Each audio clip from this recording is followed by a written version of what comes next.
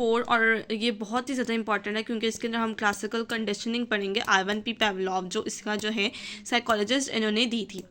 He was primarily interested in physiological digestion. ये जो है ना ये डाइजेशन से रिलेटेड इसका सारा ये है और उसका इंटरेस्ट भी इसी चीज़ में था, इसलिए उसने उसी चीज़ में एक्सपेरिमेंट किया है।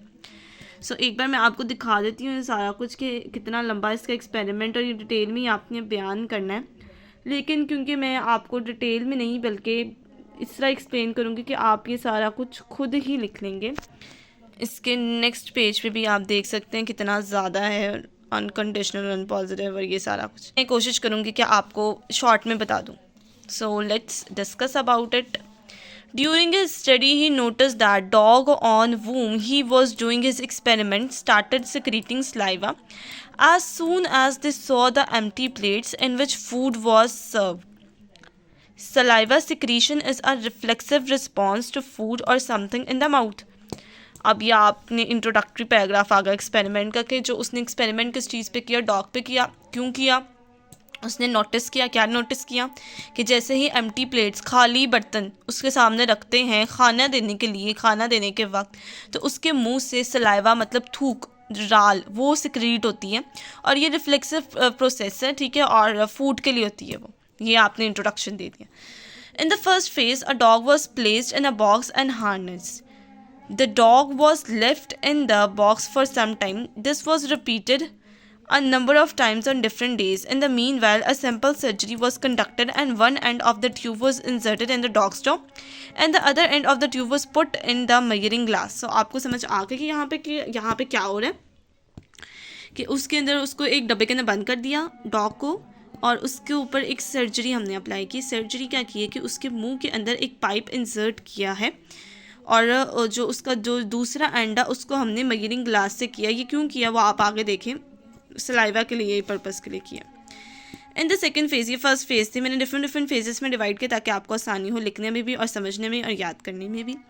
In second phase the dog was kept hungry and placed in harness with one end of the tube ending in the jaw and the other and in the glass jar. A bell was sounded and immediately thereafter food was served to the dog.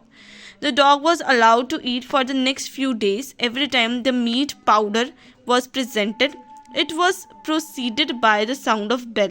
After a number of trials, such trials, a test trial was introduced in which everything was the same as the previous trials except that no food followed the sounding of bell. The dog still salivated to the sound of bell, expecting presentation to food as the sound of the bell had come to be connected with it. Bell is a neurostimulus before conditioning. या अभी मैं आपको headings बनाऊंगी in short पर आप देखेंगे.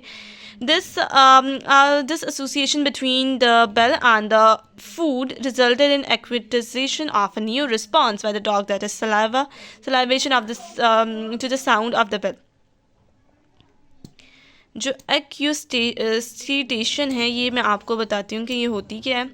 This has been termed as conditioning. ये all process को हमने कंडीशनिंग का नाम दिया। अब मैं आपको एक अच्छा जो है ना वो एक मैप बताने लगी हूँ, माइंड मैप, जो इसको आप करके ये पूरे एक्सपेरिमेंट को अपने वर्ड में भी लिख सकते हैं क्योंकि आपको अपने दिमाग के अंदर एक माइंड मैप बनाएंगे तब आपको बहुत आसानी से आप ये कर लेंगे। So let's I am introducing that mind map, and this is the mind map, and this is the most good and which I have searched a lot of research on it and I have given to you. Classical conditioning, Ivan P. Pavlov performed this experiment. It is divided into two introductory का paragraph same रहेगा। जो मैंने आपको phases अभी पढ़ाई है वो उन फेजेस से मुतालिक before conditioning and after conditioning. Before conditioning का मतलब होता है कि आपने कोई कंडीशन रखना। कंडीशनिंग मतलब कंडीशन, कोई भी कंडीशन रखने से पहले, जैसे आप याद करें कि जब जो यहाँ पे क्या है, यहीं से समझा देती हूँ। यहाँ पे स्टिमुलस है, वो फूड है। स्टिमुलस एक्सटर्नल भी हो सकता है, इंटरनल भी हो सकता है। सब्जेक्ट है वो डॉग है, ठीक है, डॉग हमारे पास, सब्जेक्ट हमारे पास सेम रहेगा, डॉग रहेगा। स्टिमुलस जो है वो चेंज हो सकता है। Dog produces saliva after seeing the food या after seeing the empty plates. यह हो गया बिफोर कंडीशनिंग। इसने क्या किया, नोटिस किया कि भाई ये जो डॉग है ये सलाइवा प्रोड्यूस करता है जब इसके सामने एम्प्टी प्लेट्स होती है, जब इसके सामने फूड रखा जाता है। अब आफ्टर कंडीशनिंग, इसके अंदर जो आप वो एक चीज़ ऐड कर लें कि आफ्टर कंडीशनिंग से पहले उन्होंने एक सर्जरी की थी। सर्जरी में क्या किया था कि जो हमारे पास जो डॉग है उसको हमने क्या किया था कि हमने डॉग के मुंह के अंदर एक पाइप लगाया था, और वो जो दूसरा पाइप जो उसका दूसरा एंड था उसको हमने कर दिया था एक ग्लास के साथ connected. After conditioning by ring bell और by door steps dog produces saliva ringing first after giving food.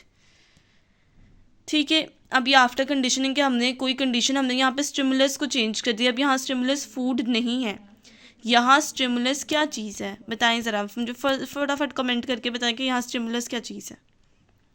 I am waiting, so comment करके जल्दी बताएं, वीडियो स्टॉप करके कमेंट करके नीचे बताएं कि यहाँ पे जो आफ्टर कंडीशनिंग है उसके अंदर जो स्टिमुलस है वो क्या है। आई होप सो आपने कमेंट कर दिया होगा। तो हम यहाँ पे क्या कर सकते हैं, यहाँ पे रिंगिंग द बेल स्टिमुलस है या फिर डोर स्टेप स्टिमुलस है जो कि सलाइवा सिक्रीट कर रही है। ठीक है।